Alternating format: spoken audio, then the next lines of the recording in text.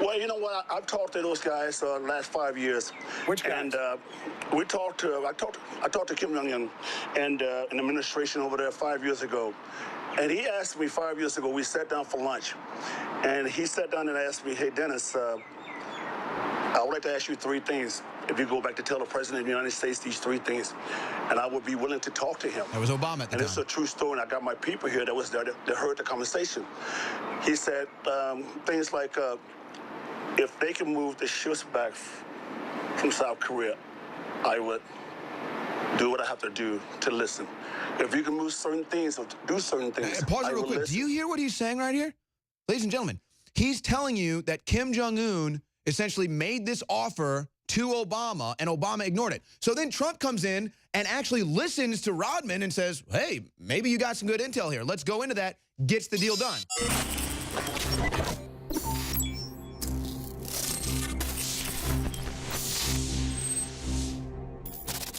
Okay, for the rest of the typical broadcast here for the 3 hours before we go into the fourth hour, I'm going to try to get through all these video clips and all this news.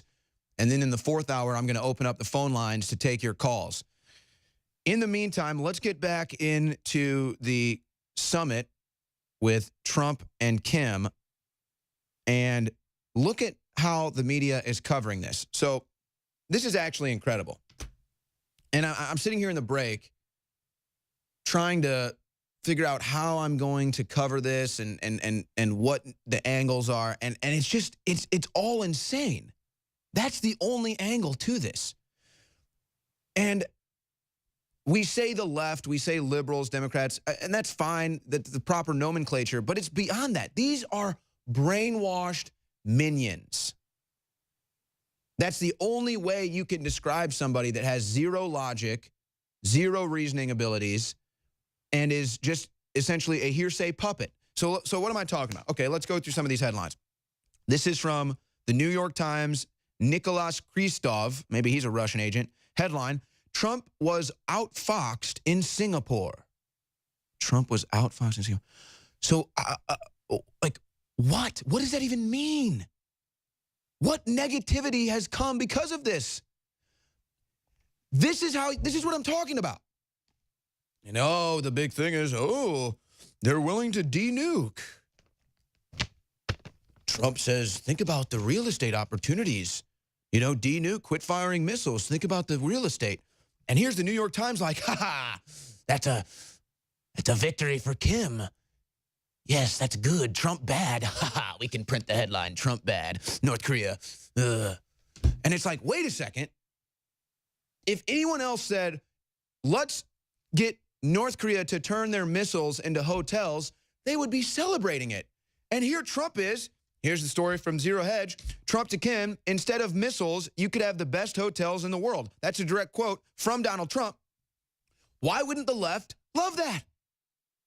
They want you to turn your guns in. They want to take the guns from American citizens. They want to have buyback programs to take guns from American citizens. Oh, but they want Kim Jong-un to have nukes. So let's just get this straight. Let's follow this path of reasoning. In America, Americans bad.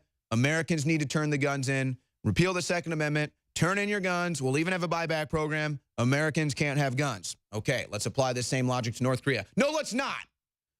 North Korea needs to have nukes, and Donald Trump got outfoxed by North Korea saying they might denuclearize and go into an industrial tourism age. Don't you see how North Korea won?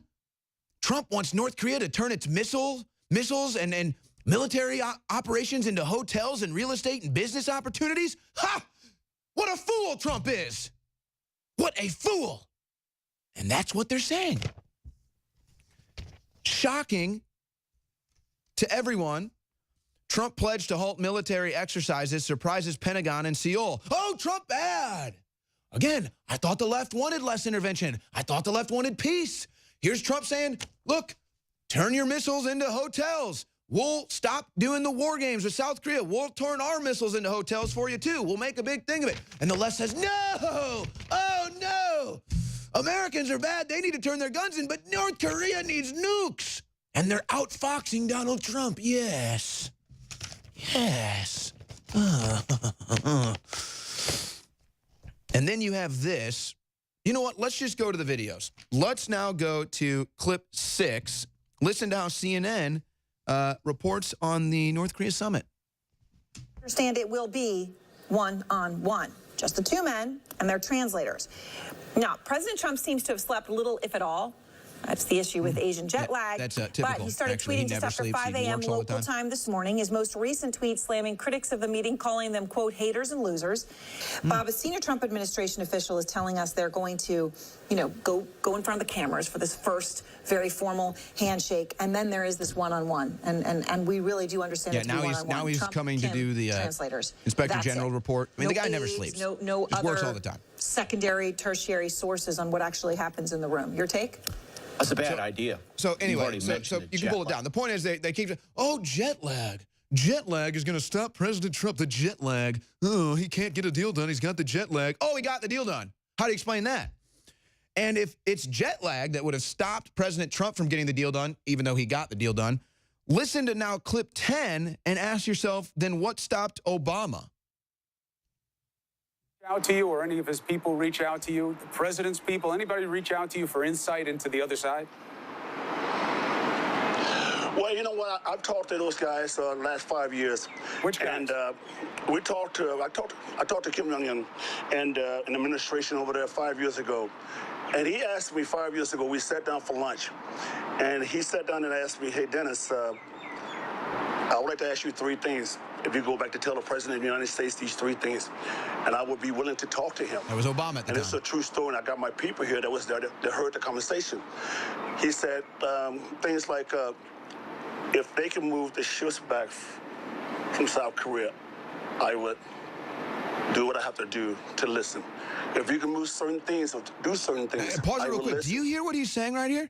Ladies and gentlemen, he's telling you that Kim Jong-un essentially made this offer to Obama, and Obama ignored it. So then Trump comes in and actually listens to Rodman and says, hey, maybe you got some good intel here. Let's go into that, gets the deal done. Let's go back to Rodman here on CNN. My ears will be open. And I tried to do that to Obama, and Obama didn't even give me the time of day. I asked him, I said, I have something to say from North Korea. Now, why is this? He just brushed me off. Why would Obama do that? I still kept going back. I kept going back. I kept going back. I showed my loyalty and my trustworthy to this country. And I said to everybody, I said, the door will open. I remember you saying it. I remember you saying it. Let me ask you something. There was a huge viral video, too. It was amazing. It's amazing. It's amazing. When I said those things, when I said those damn things, when I went back home, now Rodman starts breaking down. I got so many death threats, and I was sitting there protecting everything. And I believed in North Korea. And when I went home, I couldn't even go home. I couldn't even go home. I had to hide out for 30 days. All right. I couldn't even go home. You know, but I kept my head up high, brother. I knew things were going to change. Here's my theory on why Dennis Rodman is getting so emotional over this. You know, here's a guy who,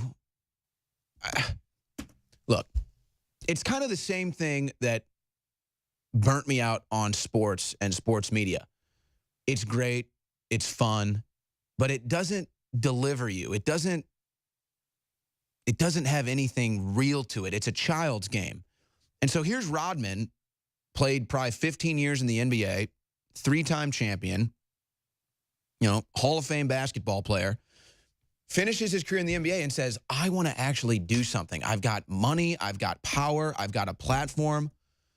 And so he takes up this North Korea challenge, becomes friends with Kim Jong-un, has an opportunity to reach a deal, has an opportunity to open a doorway to negotiations, and he pours his heart and his soul into this, and he comes back to America. Obama sloughs him off multiple times. He gets death threats. And so now he's having his moment where all the effort, all of the thought that he put into getting a deal potential with North Korea and the United States on the table finally comes to fruition under President Trump. And it just, you can see the emotion hitting him. It's like he had been betrayed every time he came back to try to get a deal done. He kept getting betrayed and betrayed by Obama, by everyone in America. And finally, Trump comes in and says, all right, what do you have to say, Dennis? Wow, that's good intel. Let's actually look into that. And then he gets the deal done. And you can see he's here breaking down, tears streaming from his face on CNN. That's how real this is. This is the perfect personification of everything in America flipping right now, folks. That's what this is. It's all real. And someone like Dennis Rodman, who just genuinely wanted to make a positive impact on the world, gets this done, gets sloughed off, cast off by Obama, cast off by Americans, now finally has his deliverance. Now finally has his moment where he can say, I did something for the world. This can be my legacy. And you see it. That's where America is at right now, folks. And it's just incredible. And you're part of this. We're part of this. And we're trying to bring this to light. We're trying to ram this home. And it's all possible with your support at InfoWarsStore.com. We're doing a live 34-hour broadcast this Thursday and Friday. And then I'll just tell you there's going to be some bonus material that night, too. I won't show my hand, but expect that. It's all possible with your support at InfoWarsStore.com. Free shipping store-wide, 50% off top-selling products like Survival Shield X2 Nascent Iodine. Folks, if you haven't tried Survival Shield X2 Nascent Iodine, you're crazy. It's $20 right now on InfoWarsStore.com. This is a must-have product. This is a game-changing, life-saving product. You need iodine. I bet you're deficient in it. InfoWarsStore.com has it 50% off. You know, someone very profoundly once said many years ago that if fascism ever comes to America, it'll come in the name of liberalism. He goes to jail. He goes to jail. Lock him up. If you are receiving this transmission, you are the resistance.